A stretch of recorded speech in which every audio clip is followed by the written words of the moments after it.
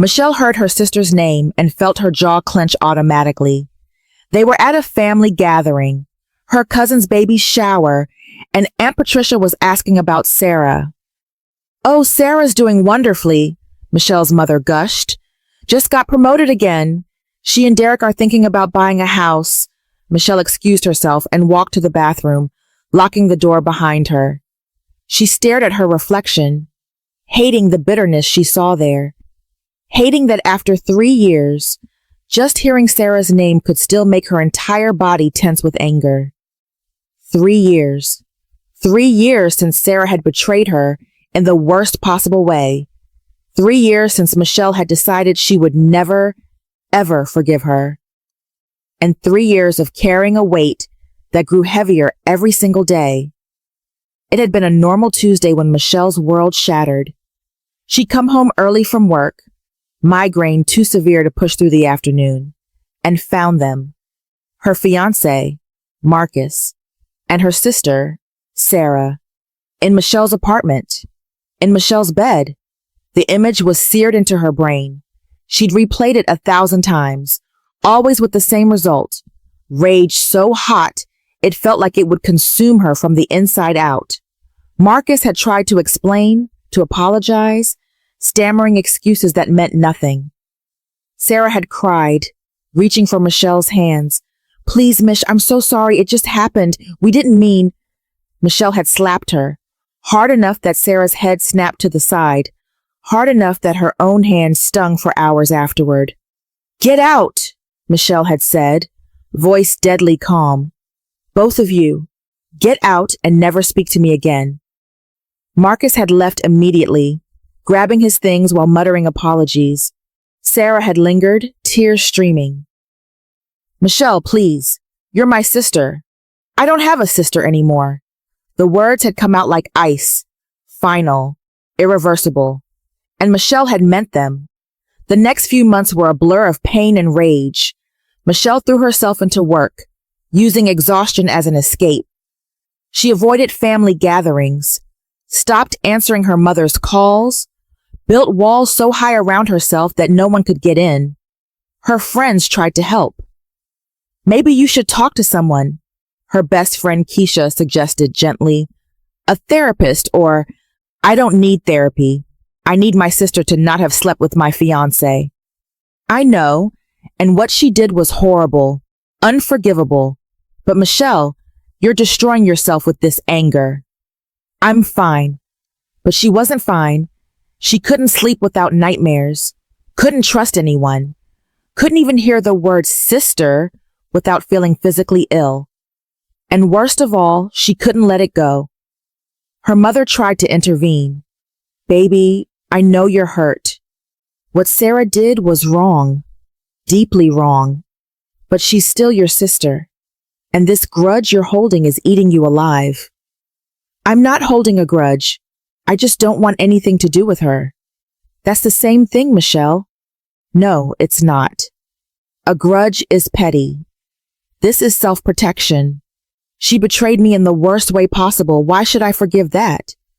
Her mother's eyes filled with tears, because unforgiveness is like drinking poison and expecting the other person to die.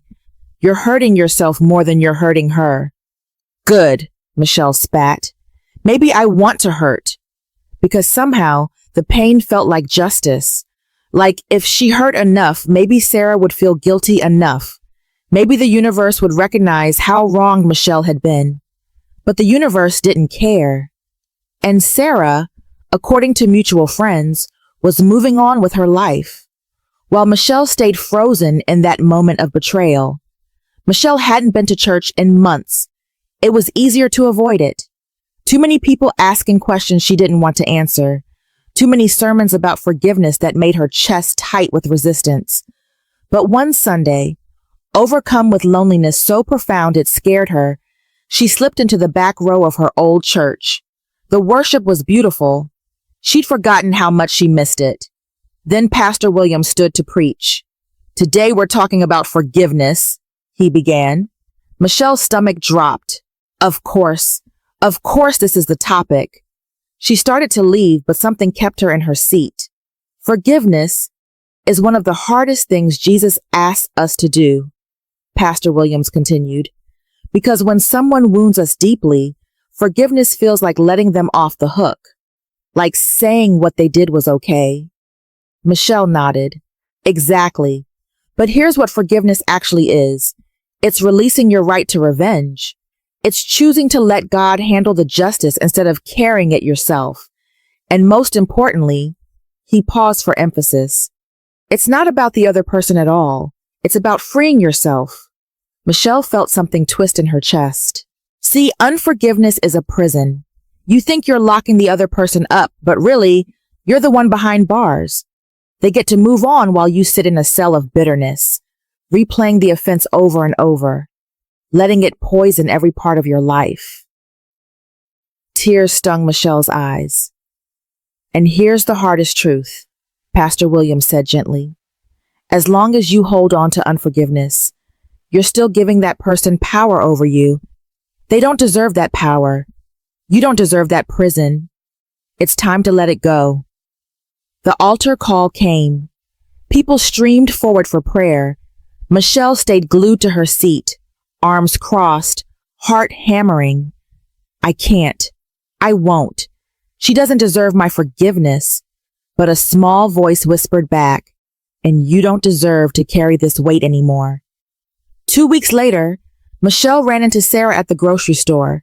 She saw her in the produce section before Sarah saw her. Her first instinct was to turn around, leave her cart, and exit through the nearest door. But she was frozen, watching her sister examine apples like nothing had ever happened, like she hadn't destroyed Michelle's life. Sarah looked up. Their eyes met. For a moment, neither moved. Then Sarah approached slowly, cautiously, like approaching a wounded animal. Michelle? Michelle said nothing. I know you don't want to talk to me. I know you hate me, but I see you, and I'm sorry. I'm so sorry. Every single day, I'm sorry. Sarah's eyes were red, like she'd been crying recently. She looked thinner, teary. Good, Michelle thought viciously. She should suffer. I don't expect you to forgive me, Sarah continued, voice breaking. I don't even deserve to ask, but I need you to know it's been killing me. Losing you has been the worst punishment I could imagine. I'd give anything to take it back. Michelle's throat was tight. You can't take it back. I know. You destroyed everything. My relationship, my trust, our family, everything. I know. Tears spilled down Sarah's cheeks. And I'll regret it for the rest of my life. Michelle wanted to say something cutting. Something that would hurt Sarah as much as Michelle had been hurt. But looking at her sister, really looking at her, Michelle saw something she hadn't expected. Sarah was suffering too. Not as much as Michelle, maybe, but enough. I need you to leave me alone, Michelle said finally, voice hoarse. Sarah nodded, wiping her tears. Okay, I'm sorry. I'm so sorry. She walked away, shoulders shaking, and Michelle stood there in the produce section, suddenly feeling more tired than angry. That night, Michelle couldn't sleep. She kept seeing Sarah's face, kept hearing her voice. Losing you has been the worst punishment I could imagine. Michelle had wanted Sarah to suffer, had prayed for it, if she was honest. But now that she'd seen it, she felt empty.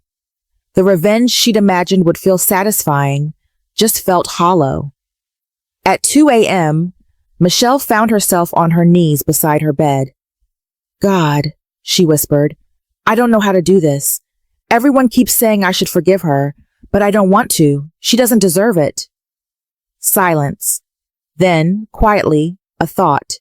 Did you deserve my forgiveness? Michelle flinched. That's different. Is it? You've sinned. You've hurt people. You've made mistakes. And I forgave you freely, not because you deserved it, but because I loved you. But what she did was terrible, cruel, wrong, and I'm not asking you to excuse it or pretend it didn't happen. I'm asking you to release it, to give me your pain and let me handle the justice. Michelle wept into her hands. I don't know if I can, not alone, but with me, you can. One day at a time, one choice at a time. Forgiveness, Michelle learned, wasn't a moment. It was a process. She started seeing a Christian counselor, Dr. Harrison, who helped her work through the layers of betrayal and pain. Forgiveness doesn't mean reconciliation, Dr. Harrison explained. You can forgive someone and still maintain boundaries. You can release the bitterness without restoring the relationship. That helped. The idea that forgiving Sarah didn't mean Michelle had to let her back into her life made the concept less impossible.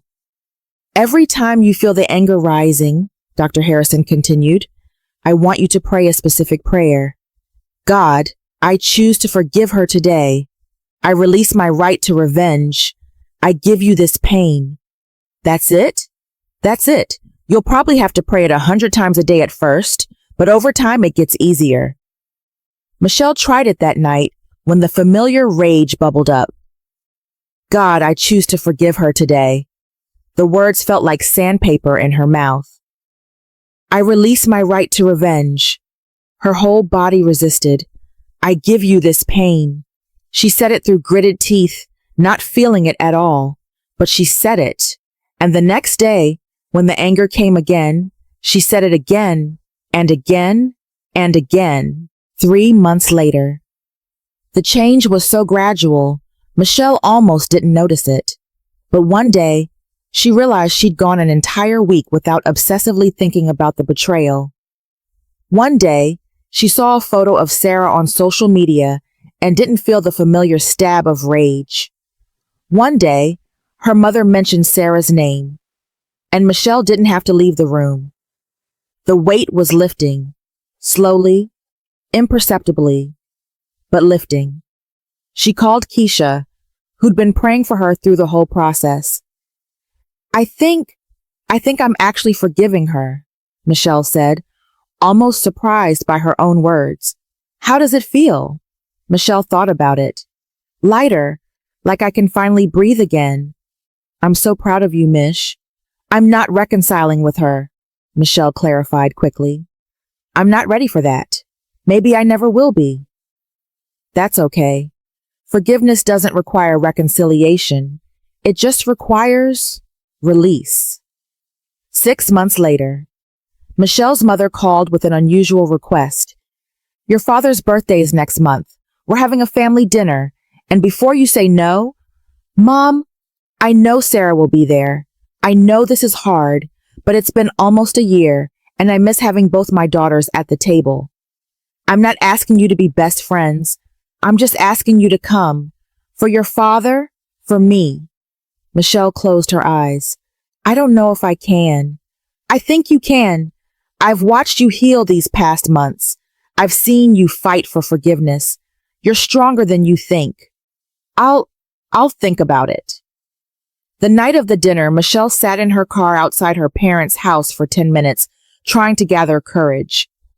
I can do this. I've forgiven her. I can be in the same room as her.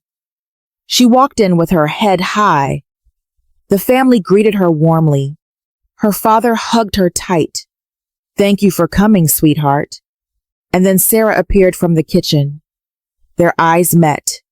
3 years of pain, anger, betrayal, and slowly won forgiveness hung between them. Sarah's eyes filled with tears. Hi. Hi, Michelle said quietly.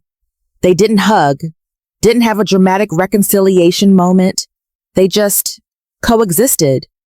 Michelle sat across the table from her sister during dinner, passed her the salt when asked, listened to her talk about her new job without feeling the need to leave the room.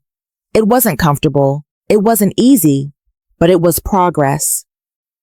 After dinner, Sarah approached Michelle on the back porch. Can we talk? Just for a minute? Michelle hesitated, then nodded. They stood in awkward silence for a moment. I don't expect you to ever trust me again, Sarah began, or to want a relationship with me. I understand, but I need you to know I've been in therapy. I've been trying to figure out why I did what I did, and I've done a lot of work on myself. Michelle listened. It doesn't excuse anything, Sarah continued. Nothing excuses it. But I was in a really dark place, making terrible choices, and I hurt the person I loved most in the world. And I'll spend the rest of my life regretting it. Michelle took a breath. I forgave you. Sarah's eyes widened. What? I forgave you.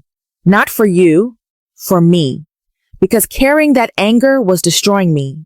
But Sarah, Michelle's voice firmed. Forgiveness doesn't mean everything goes back to normal. It doesn't mean I trust you. It doesn't mean we're sisters the way we were. Sarah nodded, tears streaming. I know.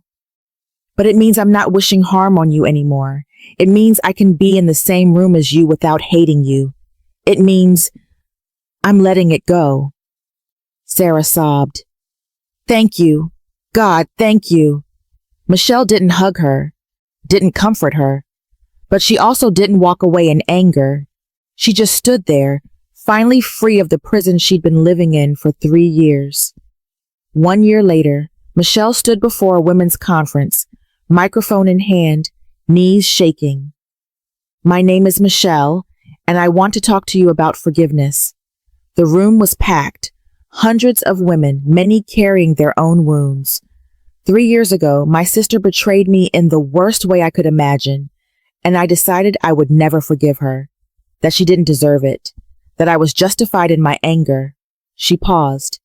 And I was justified. What she did was wrong, cruel, unforgivable by human standards. But here's what I learned. Unforgiveness is a prison, and I was the only one locked inside. Heads nodded throughout the audience. For 3 years, I carried bitterness like a badge of honor. I thought it proved how wronged I'd been, but really, it just proved how bound I was. Bound to the past, bound to my pain, bound to the person who hurt me. Her voice grew stronger. Forgiveness didn't happen overnight. It wasn't a single prayer or a moment of decision. It was a daily choice, sometimes an hourly choice, to release my right to revenge, to give God my pain, to stop drinking poison and expecting the other person to die. Tears glistened in eyes across the room. I'm not here to tell you that forgiveness is easy. It's not. It's one of the hardest things Jesus asks us to do. And I'm not here to tell you that forgiveness means reconciliation. It doesn't always. Boundaries are healthy and necessary. She looked out at the women, but I'm here to tell you that forgiveness is freedom. It's choosing not to let your past define your future. It's releasing the person who hurt you from the prison in your heart, not for their sake, but for yours. A woman in the front row was openly weeping. If you're carrying unforgiveness today, if there's someone you can't let go of, someone whose name makes your chest tight and your jaw clench, I want you to know, you don't have to carry that weight anymore. Jesus is inviting you to lay it down. Not because the person deserves your forgiveness, but because you deserve to be free. Michelle's relationship with Sarah would never be what it was. They weren't best friends, didn't talk every day, didn't share secrets or inside jokes, but they could be in the same room, could have civil conversations, could coexist at family gatherings without Michelle wanting to flee. It wasn't perfect reconciliation, but it was peace. And peace, Michelle had learned, was more valuable than revenge ever could be. One Sunday after church, a young woman approached Michelle timidly. Excuse me, are you Michelle? The one who spoke at the women's conference? Yes. I wanted to thank you. I've been holding on to anger toward my father for 15 years. He abandoned us when I was a kid, and I swore I'd never forgive him. But hearing your story, her voice cracked. It made me realize I'm the one in prison, not him. Michelle's eyes misted. Are you ready to be free? I think so, but I don't know how to start. Michelle smiled gently. One prayer at a time, one choice at a time. You tell God, I choose to forgive today, I release my right to revenge. I give you this pain. And you say it again tomorrow and the next day, until one day you realize the weight is gone. The young woman nodded, tears streaming. Thank you. As she walked away, Michelle breathed a prayer of gratitude. Thank you, God, for turning my pain into purpose, for teaching me that forgiveness isn't weakness. It's the bravest thing I've ever done. That evening, Michelle sat on her porch with her journal, watching the sunset. She opened to a blank page and wrote, 3 years ago, I thought unforgiveness was justice. I thought my anger was proof of how wronged I'd been. I thought holding on to bitterness somehow punished the person who hurt me. I was wrong. Unforgiveness didn't punish her. It imprisoned me. But forgiveness? Forgiveness set me free. Not free from the memory, I still remember. Not free from the consequences. Trust was broken and remains broken. But free from the weight. Free from the chains. Free from living in that moment of betrayal forever. Jesus, thank you for teaching me that mercy isn't weakness, that forgiveness isn't permission for others to hurt me, that releasing my right to revenge doesn't mean what happened was okay. It just means I'm not carrying it anymore. Thank you for freedom. She closed the journal and looked at the sky, painted in shades of orange and pink. A new day was ending, and Michelle, finally, truly, was free to see it.